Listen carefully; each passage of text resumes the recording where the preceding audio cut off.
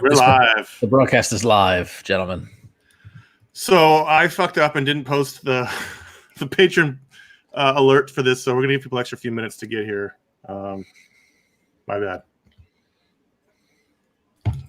Cool. Because I've been watching the Crown all day. That was not a good conversation starter. I was going to say, what an intro! What an intro to the show. Why don't you properly welcome? Well, I'll give people a few minutes to come, and then we'll intro the show. I see. So we'll be boring for everybody until that point. This is like the pre-show banter now. Yeah. Has the new Crown episode seasons dropped? Yeah, today. Okay, I said dropped. By the way, I hate saying that. Olivia Colman. Yeah, I'm aware. Oh, she's so good. Sophie. So the time has changed. I'm gonna go get our old lights back from Hank, who hasn't been using them. Our old box lights because it's so dark. Oh, mine's behind me somewhere. Yeah. Okay. I was gonna buy something to hook on the monitor, but everything was annoying, so I bought this for $11, and it lights my face. What do you have it hooked to? I just clip it to the mic. To the camera stand, or you can put it just on if you're using the computer, just put it. This is a thrilling conversation. Wait, you have a camera stand?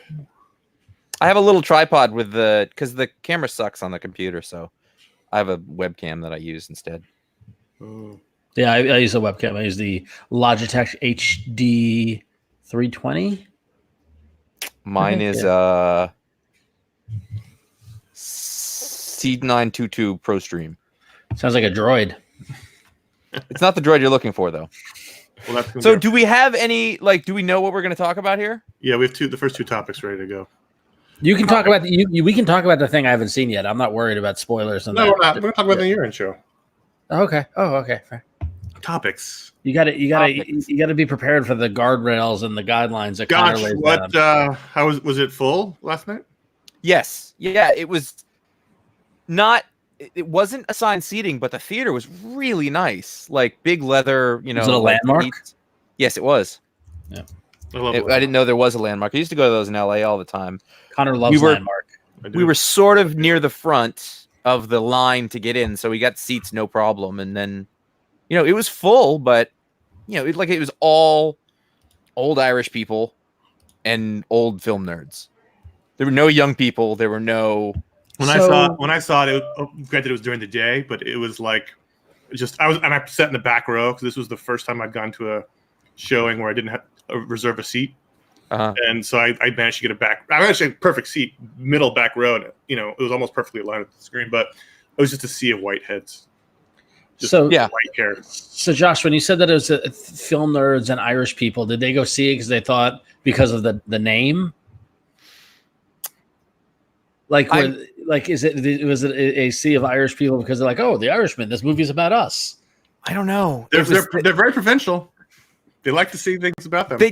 They just looked like middle and upper class Irish people from Boston. Like you could just see it in their faces. That's what they looked like. Wide faces, big heads. Yeah. I honestly, I don't know that I could just look at it. Oh, that's an Irish dude. And also I'm probably wrong most of the time. But yeah. All right, I'm being a little facetious. We'll start. A little bit. 5 minutes. We'll give people 5 minutes to join. Welcome to the January 2019 Patron Hangout. We started a little late, but now we're all here. Josh just came in from cutting wood or murdering people, and we don't know. Welcome to the show. It's cold. It was 84 today, and I was not happy. Oh, fuck you! Oh my god! It had been nice in the 60s for like a week, and suddenly it was 84, and I was not prepared. I opened that door, like our apartment had trapped all the heat, all the cold air overnight, and I walked out to groceries, and I opened the door, and I was like, oh, because it was 24 degrees hotter than it was in the apartment. I'm all excited because later this week it'll be 50 again. Well, this is scintillating. So let's talk about our first subject, which is The Mandalorian. All right, The Mandalorian. Which we've all caught up. We've all watched the first two episodes. He's no good to me dead.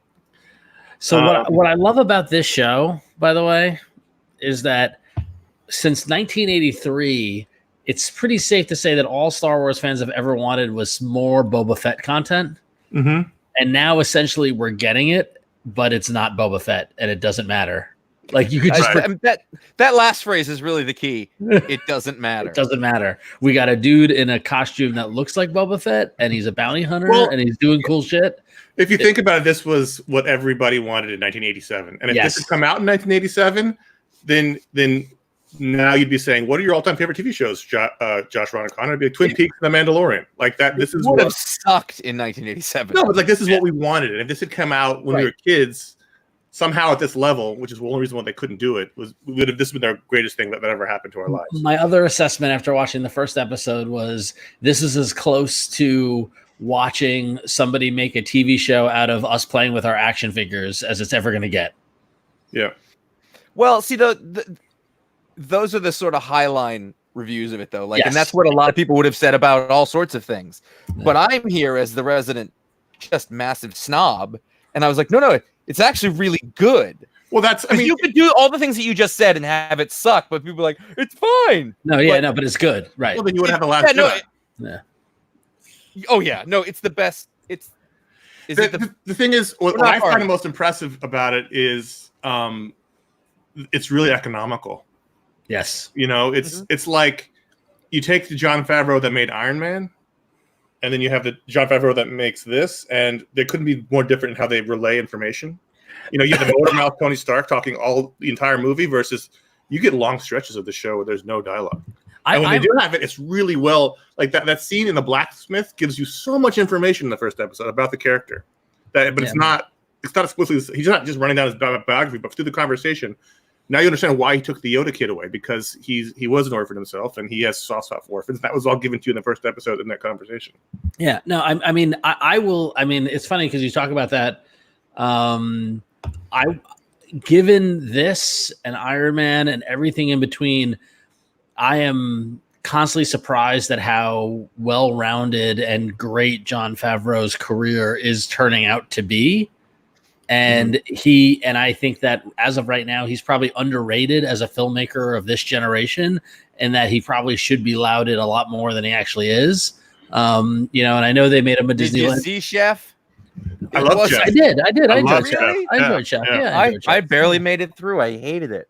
It was such an adorable little movie. Love of food. But no, just in terms of being well-rounded and the kind of stuff that he does, and say what you will about the live-action Disney stuff, but he's done some crazy technological things in those movies, like in terms of the motion capture and all that kind of stuff, and just like everything he does has a different flavor to it, and a different, he flexes a different muscle in each project, and I think it's really interesting to see it develop over the last 12 years or something, or almost 20 years. It's a really interesting career. And this is coming from starting off on the right foot with "I'll have the pancakes in the Age of Enlightenment," which it took me at least 10 years to get that joke. Which to this day I think is one of the like that. I was saying it all weekend, and then we watched the clip. It's very funny. The best joke in that is that we all have stories. Or it's not even the line, but it's the way he says it. Like, it is. Look at. I mean, really, he was a contemporary of Kevin Smith. In fact, like you would have said at that time, it was like Clerks and Swingers were very closely aligned. No. Both really big. I think so. They're both part of the Miramax thing. They were speaking to the same audience, and they were sort of the same deal. These low budget, like people hanging around movies. They were both in the Spike, Mike, Slackers, and Dykes movies. They're hangout movies. No, on that level. Yeah. I mean, Swingers had a significantly larger budget than Clerks in the black and white and 16 millimeter. I know, but what I'm saying is, but either way, those two guys at the very beginning in the mid 90s, or Swingers was 97, 6. I was putting those in these are my favorite movies right now. He didn't direct Swingers. I know that. Or did he? The point being, like, they both started from a very similar place, and look at the difference. Yes, agreed. And Kevin Smith is what he is, but Jon Favreau is an actually incredibly talented filmmaker. Kevin Smith is admittedly not a talented director. Well, I also think that what happened. Kevin Smith might have been a talented filmmaker at some point, but at some point he stopped challenging himself. He was never a good director. Yeah, and not necessarily it doesn't necessarily take a good director You're right. to make a film because he just set up the camera and like a play, people came on the screen and talked really well, then they left. He didn't really move the camera. He didn't really cut really well. And he'll tell you that in every interview. He says he's a bad director, but it didn't matter because what he wrote was so interesting. Right. But there's a ceiling to where he could go. Well, I also see that. So did Lyman, whoever directed Swingers. You never would have pictured those guys directing Edge of Tomorrow and Iron Man. Well, that's the thing is that but I do think if you compare Kevin Smith and Jon Favreau, it looks like Jon Favreau has Elf. Like you look at all these things, he's challenged himself to make different kinds of movies. With range. Where Kevin Smith has no range. He's just made the same movie and over again. Which is, his whole thing is selling his personality. Right. Yeah. And you say it's a more rudimentary version of even Quentin Tarantino, who is just selling his personality, but he does it, it's just the same class of sort of that Spike Mike Slackers and Dice book, which everything. I don't want to get into a tangent on Smith, but there was a really interesting interview. He did a 2-part interview on the Business podcast, and he said that basically the only way his films make money back is he makes these tours where he takes the film around and he sells tickets to the tours, and that's how he recoups the investment money, by not even in the theaters, but just these tours. And so he really is selling his speaking ability at these tours because he's a raconteur. He's a really good speaker. He's a great speaker. How he makes his money on basic. And this film is almost just like a bonus at the show. See, I find that with Jon Favreau, and you can talk about him in all sorts of ways as a producer. He's done. It's impressive, like the scope of how much stuff he does. He must be driven or curious or whatever it is to do all that stuff. Or not Netflix, Hulu, Amazon. It's Netflix. I don't like about half the things he does, or at least like there's a bunch like no one's talking about Zarathustra or whatever the hell it's called. So we're looking at his director's credits, just directors. All right. Whose microphone is getting touched by something? Not mine. You guys don't hear that? Here, I'm gonna mute. No, it's not mine. It's not Ron. Mine's over here. It's isolated. Weird. All right. Well, I hear it. You hear it? I hear it too. I don't know where. I'm not. It's not mine. I think it might be yours. Who's thumping? It went away for a second. Oh, it's Connor. Connor's yours. You're going away. All right. This is much better. This is riveting. Oh, still kind of hearing it though, but it doesn't. Nobody noticed it. I just. Okay, well, there you go, Connor. Go ahead. You're going to read us Jon Favreau's director credits. You ready? Okay. Made was his first movie that he directed.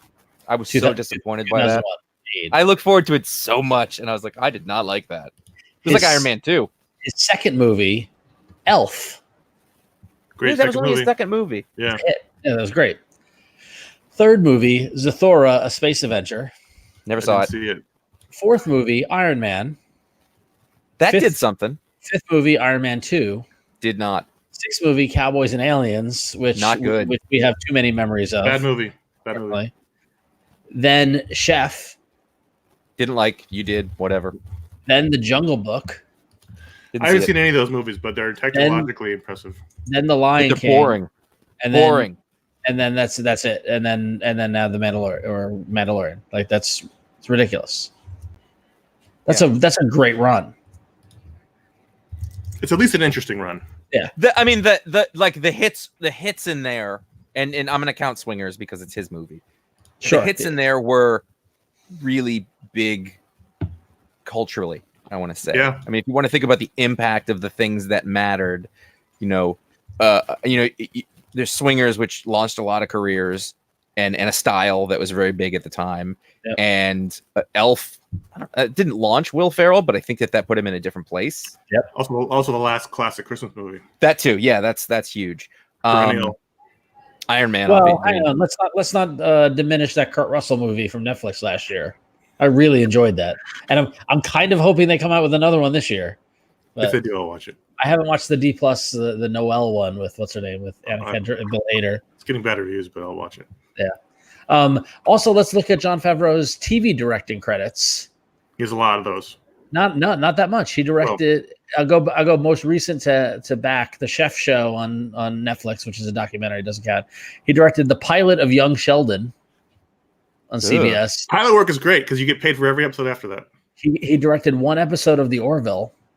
Yep. He directed the pilot of About a Boy. He directed one episode of The Office. He must be like on a lot of the pilots. He must be attached as an executive producer. Then he directed an episode of Undeclared. That was a lot. Jesus, that was like right after Swingers. Yep. No, it was Swingers. 2 was years. 90, no, Swingers was like 96, 97. That was Swingers came out 97. Undeclared was 99. I mean, 2002. What? 2002. I'm looking at IMDb. It says 2002. Oh, I'm thinking of Freaks and Geeks. Yeah, Undeclared was yeah. Anyway, let's talk about The Mandalorian. What do you think? I think that he got something right in Star Wars that is actually much more elusive than anybody thought it would be. We got to give credit also. Dave Filoni is his partner on this, and I hear you. He's the guru. Everyone who's not us and watches the cartoons and worships them, it worships him. Yeah. Okay. Fair enough. He's run those cartoons for you. He's basically the dream job guy. He was the nerd who got into Lucasfilm and is put in charge of the lore. And no, it's not Pablo. No, it's Dave Filoni. Hang on, Dave Filoni is the holder of the lore. Who was the guy when we? I know people who know him. Who was when we used to go to San Diego? There was like the continuity guy. I forget his name. Doesn't matter. Dave Filoni. Here we go. I'm looking him up in the work directory. His title, he reports to Kathleen Kennedy. Yeah, he's the holder of the lore. He's in charge of the lore. So, but I thought Pablo Hidalgo was. No, he's like the guy who's he's below him. They go to Filoni for is this right? Is this a character? Can he do that? Like he's the guy the continuity guy. Yeah, Pablo Hidalgo is the senior creative executive, franchise, story, and content. Yeah. Okay. Yeah. So he's the guy who's run all the cartoons. And this was the pilot was his first episode live action directing job. So he directed the pilot. Yep. But you have to give. I think working together, you give these two guys credit. Sure. A big amount of credit. Either way, whatever that was, it seemed to work better for me than a lot of the stuff that had come before. There wasn't. I'm going to go ahead and say I've watched the 2. There wasn't a moment in it where I was like, "Oh, don't do that." Well, I will say, and I'm slightly tainted because I listened to our friends Alex and Pete on their new podcast, The Mandalorian, where they're attempting to review each episode. Not 1 minute at a time, not minute by minute. But I find it very funny that their first episode was over an hour and a half, and the episode was only 37 minutes long. So they got some work to do. But did we give a shout out to Runtime, by the way? I did. The run. Oh, I was so the second episode. It was under 30. It was glorious. No, it was 32. It was the credits. Yeah. I will say Horatio Sands and the aliens in the first scene were a little more on the Star Trek side than the Star Wars side. I mean, they very much in the casino. I didn't really think about that at all. Yeah. I mean, that's the point where you're just getting into it. You're like, okay, this is the world. These are the people in the different cantina type places. Yeah, no. I mean, I'm trying to put all that aside and just enjoy it because, like, in the second episode, I was like, well, are there Jawas on other planets? Are they just on Tatooine? Like, that's the stuff that started going through my head, but now I was just like pushing it away as best I could. There was a disconcerting amount of Jawa death in that second episode. It was pretty gleeful. I don't know about disconcerting. And then, I mean, have we ever seen disintegrations? I saw some article that the Mandalorian solves a major plot hole from Empire Strikes Back, and I was like, oh god! And it was why Vader says to Boba Fett, "No disintegrations," because the Mandalorian rifle with the prongs is a disintegrator gun. So. It's a tone thing, you know. It's the fact that they use a lot of practical effects. It looks like Star Wars. It feels like Star Wars. It's the same thing. Is it practical effects? The whole time I was like, this must all be shot on green screen, but it's really no. Good It's the LED. It's the new LED screen sets. But the actors, the aliens, the little baby Yoda are mostly practical. Yeah, that's awesome. So I will say the sets are all digital. So we should spoiler if anyone hasn't watched it or is on Disney Plus. We're going to talk about what happened with it, whatever. We already did. The big reveal at the end of the first episode with the Yoda baby, I felt was a little emotionally manipulative. It worked though. It worked. It worked. I mean, like out of everything that I could say, like I'm watching the show, and at first I was, just like anything else, I was like, it's probably going to be terrible and whatever. I'll just watch the thing. And by the end, I was like, this is actually fairly good. And then the baby, I was like, oh my god, I never thought that would be a thing that would happen. Right. It was so unexpected and huge. Like it was like it was the right step. Yeah. Oh no, totally.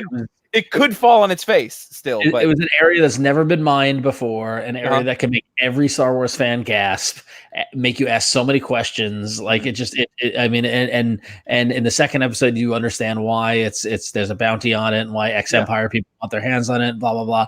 But like, and then of course, I mean, I'm coming at it from my own personal stuff. But the whole second episode, I was like on the verge of tears the entire time because I don't want anything to happen to the baby. Yeah. Oh yeah. Yeah. Well, also, I mean, it's a marketing bonanza. If they are not plushes of that thing by Black Friday, I'll be very surprised. I mean, yeah, they're going to sell 1 billion of them. Like, to watch BB-8 out of the way. These are better than porgs. So yeah, the only downside, and I don't, it's not a huge downside, is that we had talked about before how we wanted Star Wars to go in a direction away from the main story and go out to the fringes, and this is what they did. And at first I was like, well, this is so great. It's going to be a Star Wars story with nothing to do with the Force. And and then it's like Baby Yoda lifting up animals with the Force. Like it's fine. It's not a big deal, but I was like, wow, they're really going to do it. All around us. But they're not going to have a Force user. They're not going to have someone with the Force power on the show. It's going to be great. And then listen, I've seen a lot of crazy things.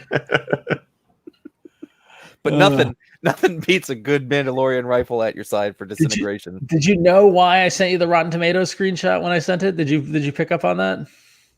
I don't know what you're talking 97. about. 94. 94. That's what we said at the time. Yeah. Yeah. Oh, the Rotten Tomatoes score was 94.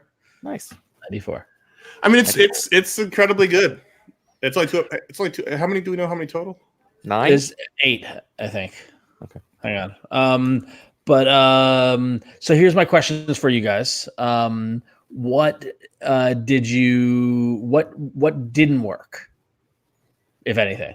Is it perfect? Did 8 episodes? I mean, I don't say perfect, but I don't have any major complaints at all. Really, I haven't really had a problem. Maybe what super worked for me. The IG-11 droid. Just awesome. I forgot about that, but that was I was like, make the scene longer. Have him go with him. Well, I get the feeling. My sense is that we'll see more IG droids throughout the series because they have the number designations, right? And so, the only thing is, and it's again not a big problem, is the toy box feeling where it's like we run into every kind of creature. We've seen Trandoshans and IGs, and then the ones from the second episode with the bounty hunters. Trandoshans. No, but they're not the second episode. They were Bosks. Trandoshans. Yeah. I one subtle thing that I think works amazingly is showing the concept art during the credits. Yeah, that's beautiful. Like that's so, it just feels so Star Wars, and I sit there and watch the credits because it reminds you of the old Ralph McQuarrie stuff, and it's amazing. Mm-hmm. So ranking, is it I'll better? tell you what I'm not doing that until it's over. Better or worse? It's not my I can't rank until it's over. It's not my complaint, but it's the complaint of others in the household is that if he doesn't take his helmet off soon, he's not. No. He's not going to. He's not going to. Good. He should not. I don't know why you would agree. I don't know why you'd agree to do that role if you never take your helmet off. Because it's awesome. Because he's getting to act. It's really interesting, like how much work he's doing without his face. That dude is an awesome actor. Yeah. If you want to see him, watch fucking Narcos. He's amazing in that show. Yeah. So what's interesting is that there are 8 total episodes. Bryce Dallas Howard directs the 4th episode. Taika Waititi's directing the last episode. The 6th episode is written by Christopher Yost, who you might remember from. He's been on a consulting producer in every credit. Yeah. So I don't know. They got it right. They needed to get it right, both for Star Wars' sake and for Disney Plus' sake. And it was such a amazing relief to see. And like this was a show about a bounty hunter like Boba Fett. That's what we wanted. It's been and it's Tales of the Bounty Hunter. It's like reading that book when we were kids. It feels like this is where they had to go out to the Outer Rim, go away from the main story, which was the best book. By the way. And you know what? No one's talking about what Apple. At all. Yeah. I didn't hear Apple. This blew Apple TV out of the consciousness. People were talking about it the first couple of weeks, and now no one is talking about Apple. No, I don't feel like anyone ever was.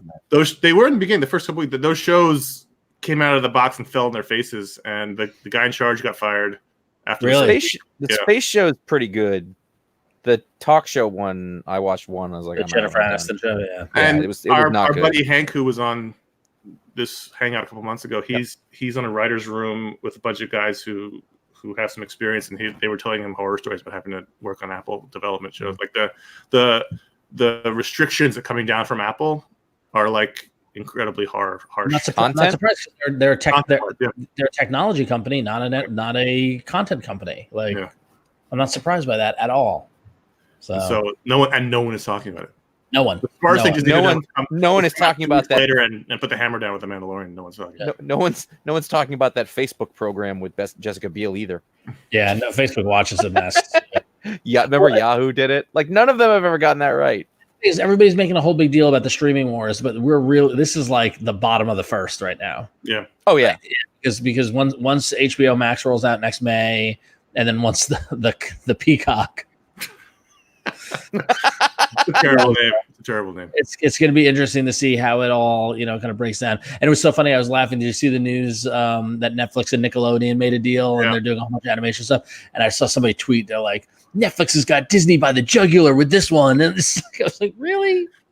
There's no point. Well, I don't know how it is anymore, but I used to work for Nick.com for a while, and I had no idea. But like, what was that? Whatever their big show at the time was, like the biggest show on TV. No, it was one of the live action. The Carly. iCarly?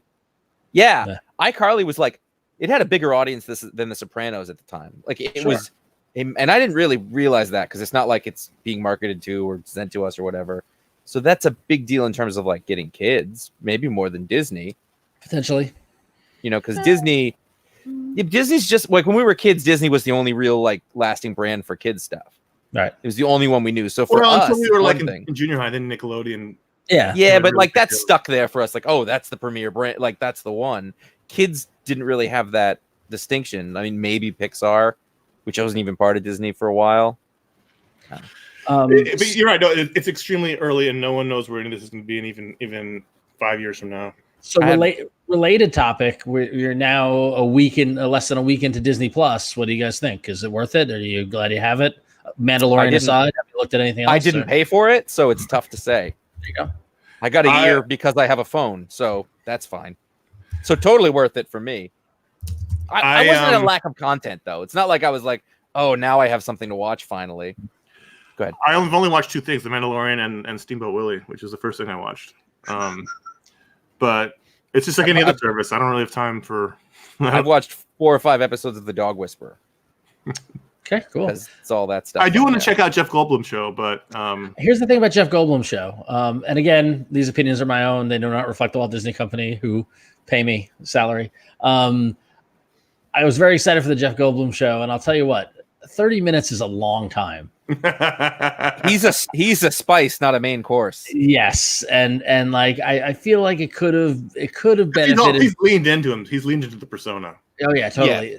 But even like I didn't know what the episodes were going to be about, and so each episode is a topic, and like the first episode is he investigates the world of sneakers, and that whole it just stretched thin by minute 22. I was like, all right, we get it. It's crazy. We get, move along. I mean, overall, it'll be interesting to see what happens with original content or with adding stuff to the but like, as far as Marvel stuff, like for the most part, I have all the Marvel stuff I already want. Like I owned all those movies. Yeah, but Star Wars stuff, I have all that stuff. Like this. Wait until next year when you need to watch the shows because the shows are going to tie into the movies. It's fine. Yeah. I wonder. If I had to pay for it right now, I wouldn't keep it up forever. Right. But I don't. I also, you're right. Like it hasn't kicked in. I think.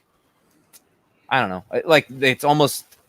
For me, I think at launch it would be cool if they had more stuff. But that doesn't really make sense because at launch they can make all this money without much of it. Then they can backfill. They can pay for all the stuff that's coming up because they've already got them, which only Disney can do. I wonder if all the Marvel shows will also be about 30 minutes long because it seems to be that would be much the length for the budget that's needed for these kind of shows.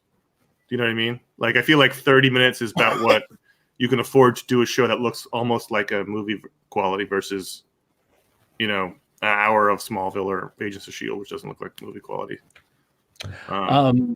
So I wonder if that's what you'll get for the Marvel stuff. Ron, you've got that face like, I can't say the thing I'm thinking about. So let's move along. I know that face. We watched the first episode of the Imagineering Story, which is the hour-long episode docu-series about Imagineering. And if you're a Disney fan, I strongly recommend it. It was delightful. I thought about it, but it's when you have a company making its own documentary, it's kind of the documentary is done by what's her face iWorks, who's iWorks' daughter or granddaughter, who had a rough history with the company and all that sort of stuff. So they had to sanction it for it to see the light of day. Yeah. Like the only way they could do it is if the company does it. And at this point, the first episode is, it's not being critical. It's just telling the tale of how Disneyland was made. I'm interested because I did find it all interesting. So,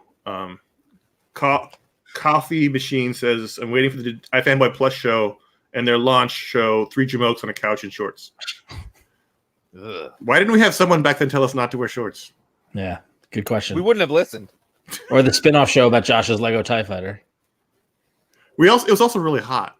It was very hot. With the lights and no air conditioning on. We couldn't have the air conditioning on. That doesn't work when you're recording audio. Okay, so next Brooklyn, topic. We talked about this a bit last month, but only one episode come out and Josh wasn't on the show. Topics. We're now about halfway through. Almost halfway through. There's only 9 episodes. No, you're a third of the way through. 3 in. Yeah. Let's see. I'm looking at only 8 or 9. Tonight is what's tonight? Tonight is the 17th. So episode 5 is tonight. Oh yeah, so halfway through. All right, we're halfway through. Watchmen on HBO. Ron didn't like the pilot. I did.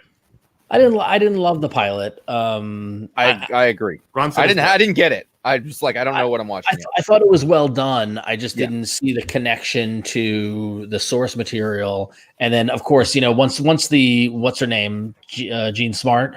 Yeah. Once her first episode kicked in, I was like, she's okay, great. I get it, and I was on. That was exactly it too. When I went, well, who's she supposed to be? And I go, oh, yeah, that's Lori. And that was, you're right. Wait, when I had that moment, I was like, oh, that's awesome. And she's so good. That's such inspired casting. I don't know who thinks of that first, but it's amazing. But it's one of those things that, well, who was a kind of a badass, or who, like in 1986, you go, that person, are they still working? And then you move it forward. It's rad. It's so cool. It's great.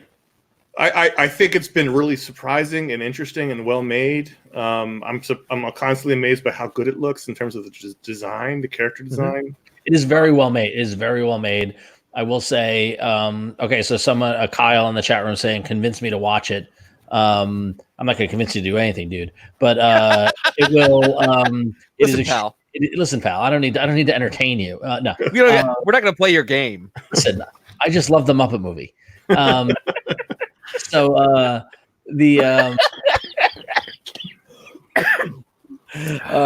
is extremely well made. It is, when it starts, you don't know what the heck's going on, but at its heart, it's a murder mystery, which is the original story was as well, right? Yeah. So it mirrors that.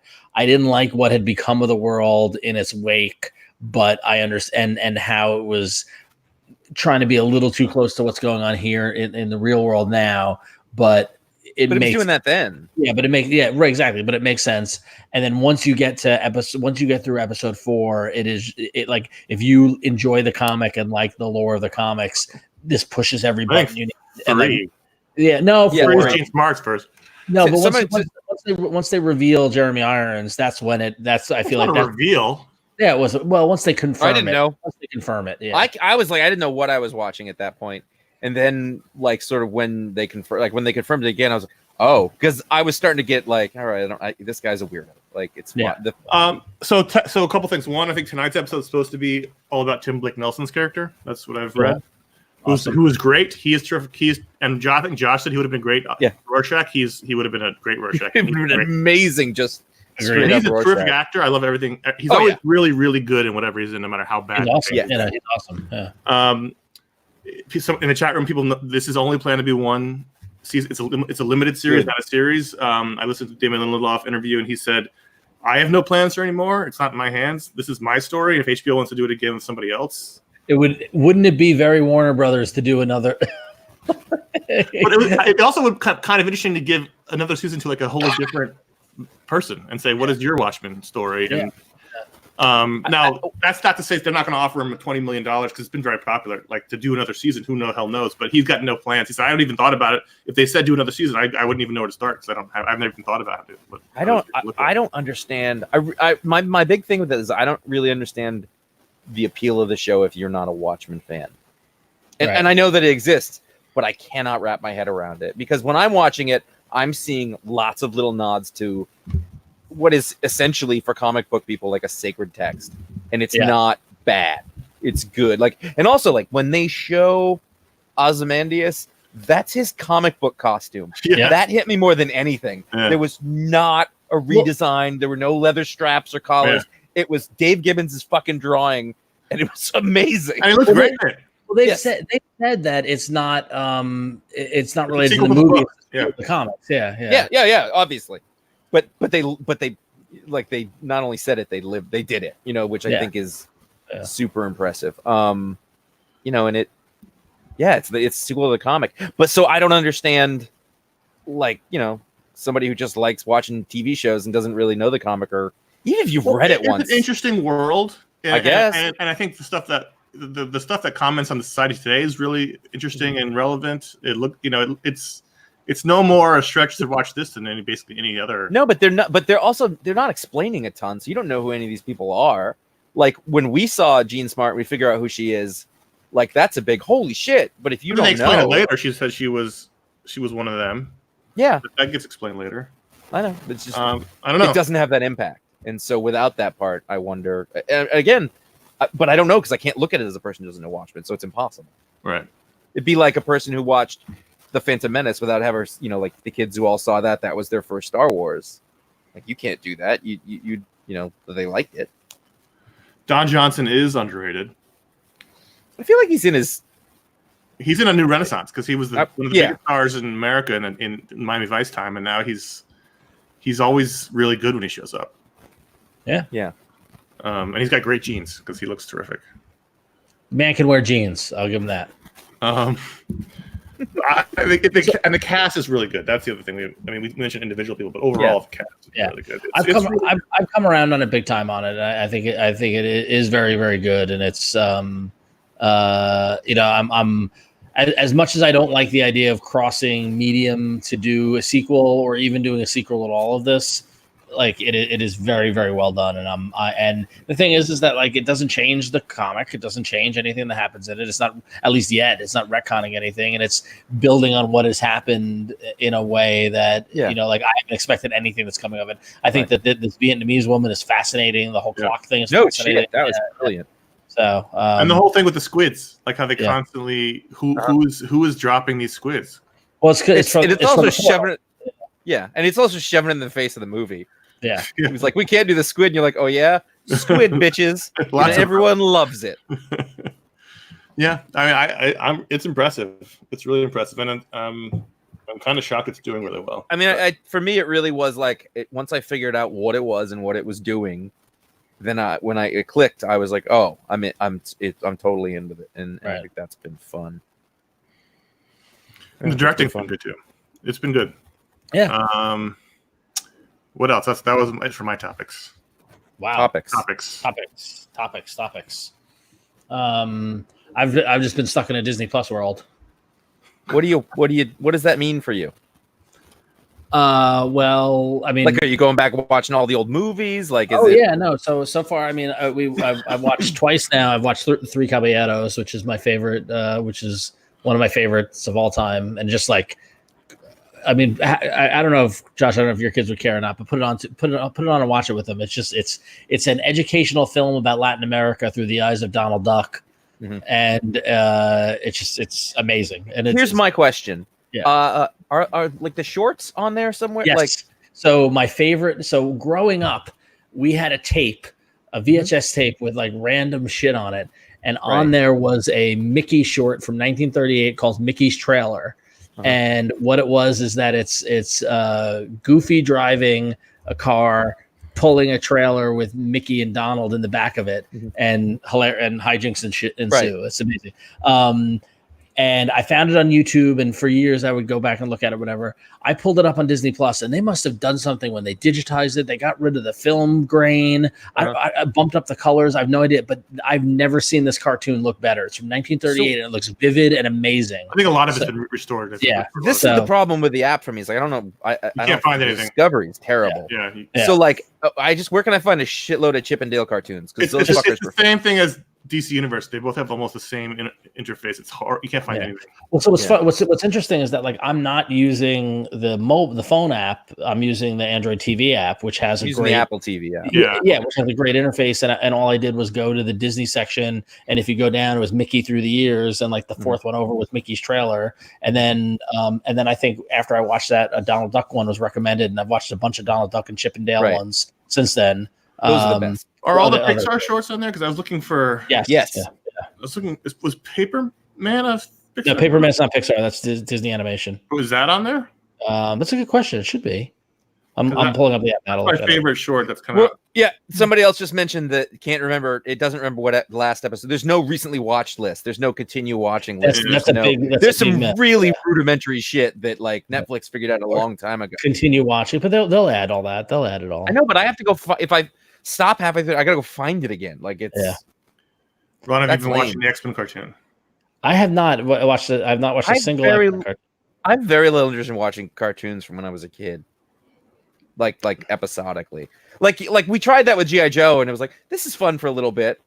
That's enough. Okay, Josh, this is what you want to do. You want to go into the app, okay, and hit the search button.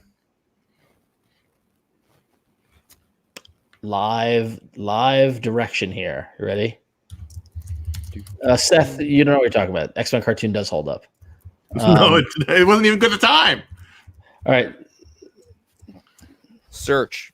Okay, and you're on you got the search bar. It says Explore an Originals Movie Series. And then the first collection is Disney Through the Decades. And if you first one on mine is the Toy Story collection. Oh, do you see Disney Through the Decades at all? Which Mickey Mouse and Friends collection, Disney Junior, Disney Channel original movie. Josh, look at the screen. That's not what mine looks like. Oh, okay. Well, there's a collection called Disney Through the Decades, and that has broken out by decade, and a whole bunch of the shorts are in there. So here's the problem, though, is that like that's not showing up on the ones that it's suggesting. So that's so blurry. Yeah, I don't know what to tell you then. Like there are selections here. I don't know how to find them. Yeah, that's weird. Like so, there's all this stuff. So it feels to me like there's actually not a lot on here. No, there is though. It's so I've realized. Yeah. When you go to the Apple TV's main page, you don't really feel like there's a lot of options. Yeah, exactly. You go to each segment. There's like 5 choices. You're like, well, is that it? And then as you go through like the Marvel movies, like it skips something. Like that's weird. That's not there. Then you go down to the next collection and it's in there. Like it's not like. Also, at the end of The Mandalorian, I don't know about you guys, but it tries to get me to watch The Empire Strikes Back. Yeah. Every time I'm like, why not Star Wars? Yeah. Why does it start with the second one? So on the home page, if I go down, I eventually come to Mickey Mouse Through the Years, and one of my favorite categories, which is feel-good sports movies. There it is. There you go. I will say the nostalgic movie section, leading off with the Muppet movie and then Tron, followed by the Rocketeer. That's a good section. Oh, the Rocketeer's on here, man. Along with the Apple. Really wants me to watch Avatar, though. Oh. We have Avatar. I know. Yeah, Avatar. No one cares. Stop building that part. It's on here. Yeah, that's actually a major find. That's a great film. Yep. Yes, underrated. Oh, I don't like to use the term underrated. You know what's also on here is Millions, the Danny Boyle movie from 2005. Not a good movie. Oh, it's a great movie. Hated it. Oh, one of my least favorite Danny Boyle movies. About Little kid finds a lottery ticket. No, finds a bag of money. Whatever. Something like that. It wasn't good. Yes, it was good. You're wrong. Turner and Hooch. Featuring G-Dat. That's the one where he fired Henry Winkler? Yes, it is. Yeah. The only person in Hollywood who doesn't like Tom Hanks. That's like the guy from Plenty of Real Estate. It's the only guy who doesn't like Dave Grohl. All right, so we have 20 minutes. We're getting an extra 5 minutes. So he said he just wants to watch us watch an old Disney movie. So let's just put one on. and then the copyright police show up. It'll take forever. No, we would just tell them, okay, you guys start The Sword in the Stone right now, and then we'll do it too. That was my favorite, by the way. The Sword in the Stone. I loved that. Yeah. It has no plot. I like. It never starts. I watched it like with my kids, or I tried to, and they didn't. I watched it on my own. I was like, oh, he never actually becomes Arthur. Like this, that never. He plays around as a fish and a chipmunk for a while, and that's it. What else is going on? Ron, how have the X-Men comics been for you? No, it was really funny was that when Disney Plus launched, we did an article on Marvel.com where we just polled a whole bunch of staff saying, what's the first thing you're going to watch on Disney Plus? You know, that sort of thing. It was all the Mandalorian. A lot of the Mandalorian. But we asked people like, what's the first Marvel thing you're going to watch? And then what's the first like non-Marvel thing? And the editor who worked on it, she works in LA, came back to me and she's like, yeah, so I'm really confused because somebody in this department told me that their first Marvel pick was Avengers Age of Ultron. And now I just want to know what's her deal. So, X-Men, I'm behind. The last thing I read was Excalibur. Were you surprised to find that Josh liked Excalibur? No, I thought it was good. I'm not surprised. It was good. Yeah, it was good, right? Yeah. Yeah. I mean, I was a little surprised, but not like the whole time I was reading it. I was, I'm down with this. So are the Dawn of X books working for you, or are you didn't like New Mutants, Didn't right? like New Mutants. No, didn't like that. You did not like New Mutants, and I was trying to explain New Mutants to one of my staff, and they didn't understand why the book existed. And I said because Jonathan Hickman really loves Sam and Bobby, and just wanted a comic to write them in, and that's literally all the whole reason why it exists.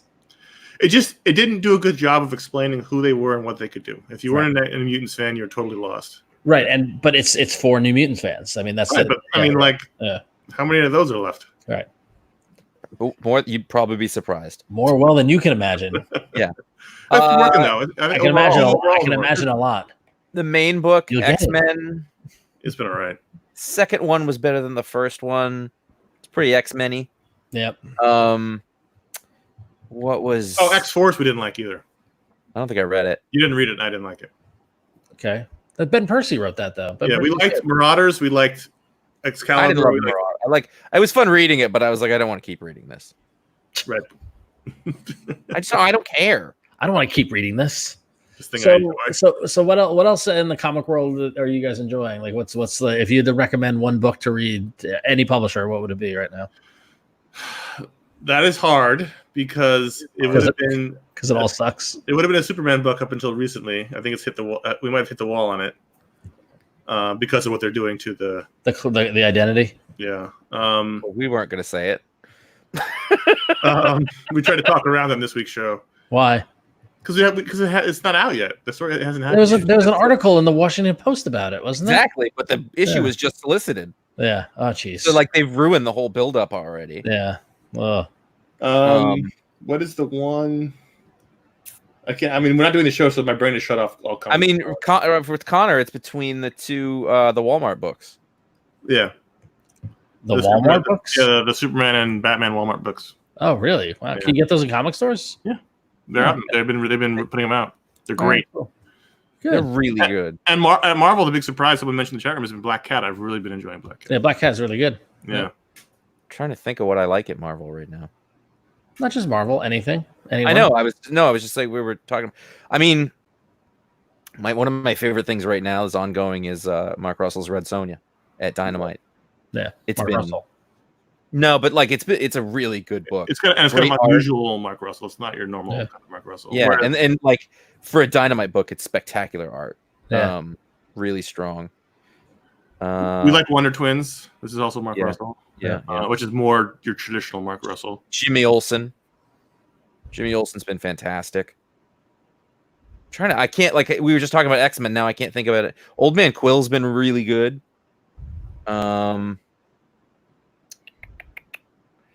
When we're not in show mode, I can't even think of what things are. Hang on. Push those gears. We didn't love Undiscovered Country. Wow, really? Yeah. How come? We're the only ones. I wanted a more realistic take on that kind of idea, whereas it was more Mad Maxy. Yeah, it was like giant sharks and shit. Like the concept is interesting, but I want it to be more DMZ than Mad Max. Right. And I just don't want that world where like, look, we fucked everything up. Here's how we fix it. I'm like, it's all too bad right now. I stopped reading Martian Manhunter after the fourth issue, which was funny because the first one was pick of the week. You stopped reading what? Martian Manhunter. Oh. It got really bad in a hurry. We're not reading. Like Steve Orlando. We're 1000% avoiding all of Year of the Villain stuff because it's terrible. I've been really enjoying Fantastic Four. Yeah, it's like good. Dan Slott's run has been really fun. Yeah. History of the Marvel Universe has been awesome. Well, yeah, that's been very special. Although until you got to this new one where it was all about the iFanboy era and it's just event. I was surprised to see it described as the iFanboy era. Well, it's the time we've been doing the show, and it was from individual storylines to just Civil War to Avengers vs. X-Men to it was just everyone was an event. Did I tell you guys when I got really sad when I had a team dinner before New York Comic Con and we were all kind of talking about the comics that, not our first comic book, but the comics that got us into reading comics. Mm-hmm. And one of my staff said it was House of M because she was in 5th grade and her dad brought it home. And I said, and then I reacted in that same way. And she said, and she objected to me reacting. I go, no, you don't understand. I go, it's not so much that I remember when that came out and how old I was. It's that we were podcasting, like it's in the window of when I did iFanboy, which is horrifying. And so there you go. So, well, we're entering our 19th year next year. Deceased. That was probably that was our really secret good book of the year. Yeah, I've been really enjoying Doctor Strange for whatever reason, and Runaways has been really good. Yeah, Runaways has been very good. The Doc Justice stuff is just starting now, right? See, because you were still on the show when the first one came out, and you didn't like it. I didn't. No, but I came. But like over the course of that, like it's been great. It's been really good. And I had it, I lost it. Like they're blowing Spider-Man. The Cure for Cancer. The Cure for Cancer. I had it. I lost it. The Spider-Man was amazing, and then they got it in this fucking crossover thing. Is terrible. Yeah, Carnage. Oh, I was watching some show with Lorraine Bracco on it. She was talking about some big movie she had to turn down because she was off doing that Sean Connery movie. Mosquito Man. She couldn't remember the name. She's like, that movie with Sean Connery. I had The Cure for Cancer. I lost it. Jesus, what was the name of it? Mosquito Man. No, it wasn't Mosquito Man. It was like Medicine Man or something. Medicine Man. That's it. I was confusing it with Mosquito Coast. Medicine Man. That's what it was. When it's like, what's that random Sean? I'm like, Finding Forrester. No. But... so I have a question for you guys. So I was watching. Paramount Network has been doing this series of documentaries about actors who died. And I watched the Patrick Swayze one. Patrick Swayze died? Yeah, like 10 years ago. Patrick Swayze died 10 years ago? Of horrible pancreatic cancer. I had no idea.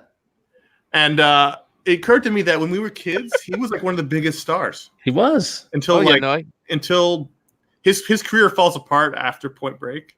Yep. But up until that point, he was a double threat too. He had a hit single. Yeah.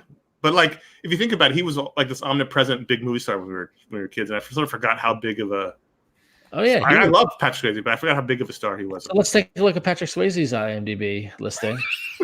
This is our go-to. Like, how do we generate 5 minutes of content? Let's open up an IMDb page about this person.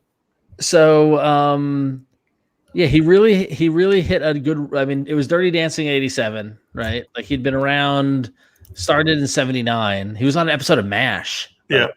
The Outsiders, of course, was a high point for him. Red Dawn. I remember when he was in the miniseries North and South because we watched that and I watched it with her. Yep. And then Dirty Dancing comes out, and then after Dirty Dancing, you get Steel Dawn and Tiger Warsaw. Well, you get Roadhouse. Then in '89 you get Roadhouse. Then '90 Ghost, and that's really I think like peak. Well, from Dirty Dancing to Point Break, you have that. Yeah, then '91 is Point Break, and then from there. The next big notable movie he's in is To Wong Fu, Thanks for Everything, Julie Newmar. Which is the last sort of big notable thing he did. 95. No, then he was in Donnie Darko in 2001. That was a minor indie darling. It wasn't a big movie. The last big movie he did was Tu Wong Fu. Yeah. He did that was a big movie? Yes, in the culture it was, yeah. It was. Oh yeah, it definitely was. But then after that, I remember when he showed up in Donnie Darko, it was like one of those stunt casts. And you're like, oh look at that. Where's he been? It's like when Henry Winkler showed up in the Scream movies. Was he the principal in the Scream movies? Was he? I don't remember. I think he was. Let's look up Henry Winkler's IMDb. That should be a patrons only shirt. Let's look up blank on IMDb. But Swayze, he would have had a very interesting late career. I think a lot of old young directors would have used him in like a Robert Forster type. Do you know what I mean? Yeah, I think he would have had interesting late career. He would. Yeah, I agree with you there. Yeah. I watched. Wait, are either of you Breaking Bad people? I will give Josh credit. He played Principal Arthur Himbry, uncredited, Scream, 1996. That was like his remember this guy? Pyramid Mall. Yeah. Yeah. I saw him at a Ruth's Chris. It was his son's 16th birthday, and they had a big party there. He's amazing. He's amazing. What are they saying in there? What do we got? Should we start taking questions yet? Yeah, we got 8 minutes. We'll take questions. The next T-shirt we have designed. What is the next T-shirt? What is the next T-shirt? That's an excellent question. It was dependent on a certain thing happening, and we missed that deadline, so we have to. We don't have a. What is it? We need another shirt. We do. Which we have to figure out. Cool. We talked about the Garth Ennis Punisher book on the show. None of us are reading The Dreaming. I think I tried to read the first one, but I never liked that part of it all that much. All right, I'm ready for more questions. The next book we announced it on today's show. It's the. They just came out. You might not have listened to it. Yeah. I don't have it in front of me. Marvel Select, like The Coming of Galactus. It's basically, I forget the exact title, but it's got Stan and Jack's original story, sort of first 3 issues of Galactus, and then for about 100 issues later, it's Stan and John Buscema. I think it's Sal. Sal, no, it's not Sal. It's not Sal. I thought it was Sal. I'll look, but the one after that is a John Byrne one. Yeah, so it's got 3 Galactus stories from the 3 main eras of Fantastic Four. Yeah, and that was a last minute audible we called on it. Are neither of you are Breaking Bad people? Connor, were you? I was the first one of all of us. Okay, sorry, I lost track. Did you watch the movie? No, I have no interest in the movie. Really? Yeah, the show I did great. I don't need any more. It's like anything else. I don't need more. I really didn't. For whatever reason, Vince Gilligan shoots some of the most amazing, beautiful shows. His shows are beautiful. The cinematography is above reproach. I actually like Better Call Saul better than Breaking Bad. Whatever. But Robert Forster in the Breaking Bad movie is amazing. Yeah, he's so good. It's like the last thing he did, and it's just this beautiful little performance that really stood out to me. What were you looking up? Was it Sal or John? I'm trying to find it. So the book is called Fantastic Four: Behold the Coming of Galactus. Marvel Selects. I don't want to lose the cover. I will in a second. I'm gonna lose my spot now though.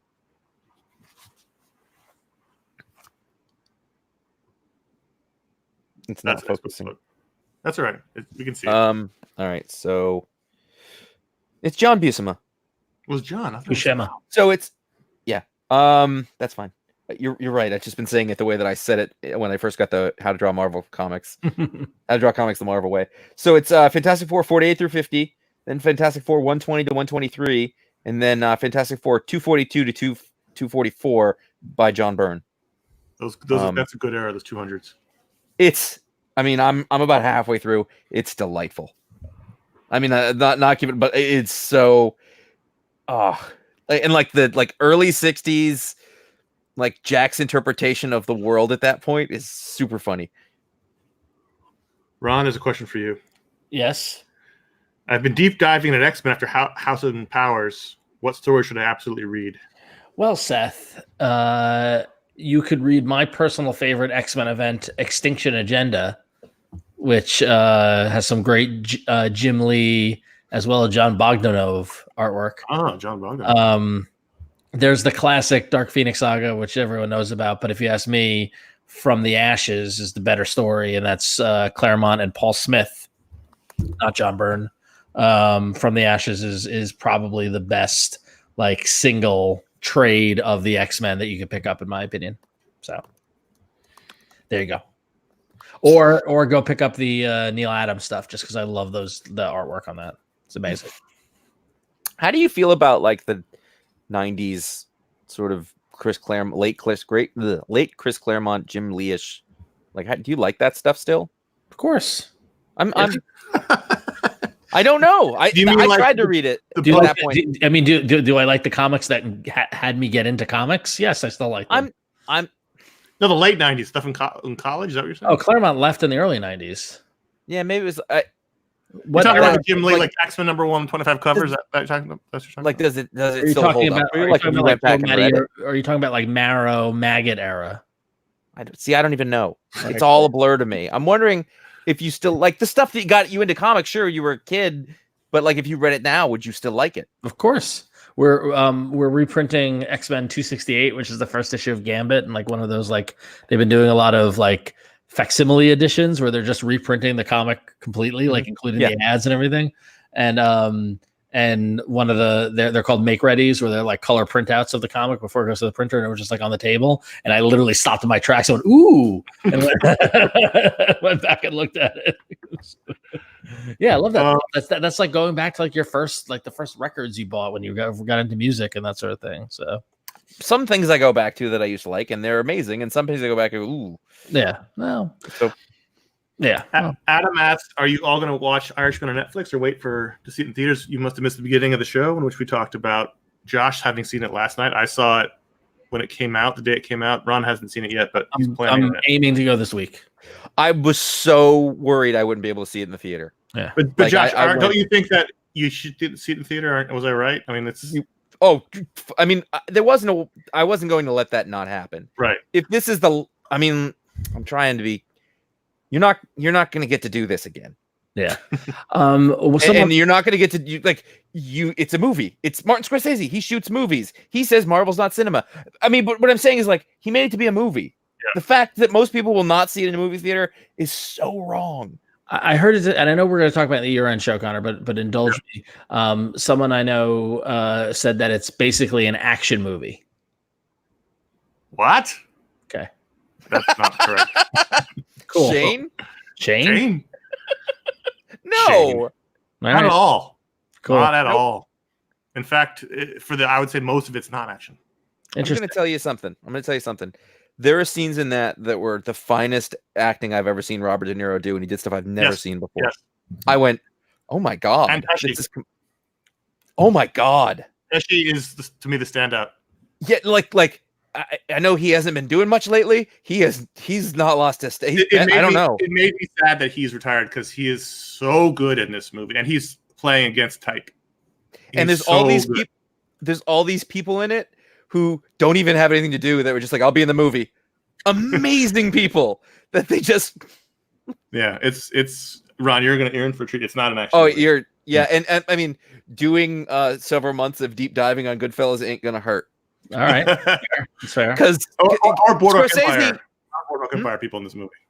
Yeah. I'm not surprised. Yeah, that's true. And yeah, he quotes himself a lot, or he references himself. So there's things that, like if you really know the text. What's funny is that I laughed a lot.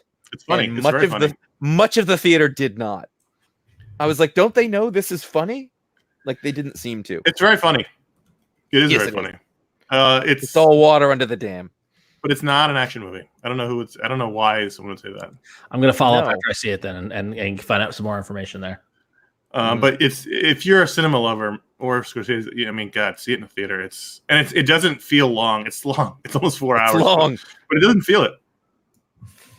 No, I mean, the thing about the cinema I think that works really well is that it's a period piece. So it's all like you feel like you're in those eras, like the way that the walls looked, in the way that the textures that we don't have anymore. Yeah. It feels like the very sort of first part of our lives that we're going to remember, that world. You know what I mean? Like, well, like season 3 of The Deuce. Yeah, Yeah, but not that far along. Like it's just the last vestiges of sort of, like what your dentist office felt like in 1980 in Long Island. Right. There's that kind of feeling. Everybody's still smoking, and it's visceral. Yeah. It's really visceral. There's a bit where I don't want to say it. There's one shot where I just thought, God, I would hate to have not seen this on a screen, because it was just this deep focus shot, and it was all very real. I'm glad you got out. I have tickets to see Goodfellas on the big screen in 3 weeks. Awesome. Which I don't think I've ever done. I did that a couple of years ago at the Museum of the Moving Image, and it was awesome. It was well worth it. Yeah. Ron, where are you going to see it? Do you know? I'm going to try to go see it at the Belasco. If not, I might go to the Landmark. Yeah. Oh no, actually, it's playing at the Alamo, so I might go there, but we'll see. So either way, I gotta say, I'm the two number one movies that I need to see before we record, and I want to see sooner rather than later, are The Irishman and Ford vs Ferrari, and they're both. The Ford vs Ferrari is 2.5 hours, and The Irishman's 3.5 hours. And so, like the timing of all those are proving to be freaking impossible between kids' bedtimes and work and all this sort of stuff. It's hard. When I saw The Irishman, I left my house for a 3:00 movie. I left my house at 2:00, and I didn't get home until like 7. Yeah, it was just all of a sudden it took us like 5 hours to get into the theater seeing it. I kind of want to go see it in the Belasco just for that experience. So yeah, we'll see. Yeah. I saw Ford versus Ferrari on Thursday night. I just went by myself. Yeah, it's what you were expecting. It's actually the two main guys are better than you would think. Oh yeah, I believe that. I'm seeing. We'll talk about it in the all media. But I've literally spent my entire childhood and life hearing about those two guys. Your dad must be over the fucking moon. Oh yeah, no, he's all over it. So it's. Have you seen it yet? No, not yet, because they're going on a cruise, and so he's going to see it next weekend. But they're always on a cruise. He was friends with Carol Shelby, so like it's going to be really interesting to see admittedly he knew him in the latter part of his life, but it should be interesting from that perspective. But like all that whole story I heard like as like a childhood, legend, So the race scenes were great. Like it was like the camera was down low, so you sort of had the perspective of being in the car, really like tense and like that those cars were crazy. It's kind of amazing that it was a huge hit. Yeah, like they don't make into original IP movies anymore, and it's a huge movie. Over $30 million this weekend.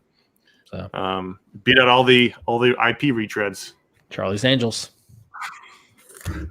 Man, did you get the final numbers on that? I had such a bad weekend. For our fantasy movie league? Yeah, I think I came in at like 29 million. Whew.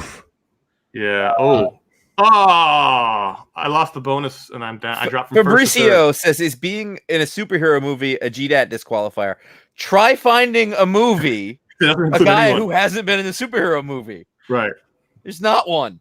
You can't. I watched the current war, and literally everyone in it had been a superhero. 8.6 million, Connor.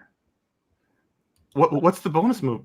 Oh, on Charlie's Angels. Playing with Fire is the bonus movie? Yeah, Playing with Fire. Yeah. All right. We got to go. I got to go eat. Thanks for hanging out. We went a little long because we started late. Great to see you. We will have one more of these in 2 weeks. Yeah. 2 weeks? 2 weeks. December 1st is our final hangout of the year. 94. And, Ducky Bay 94.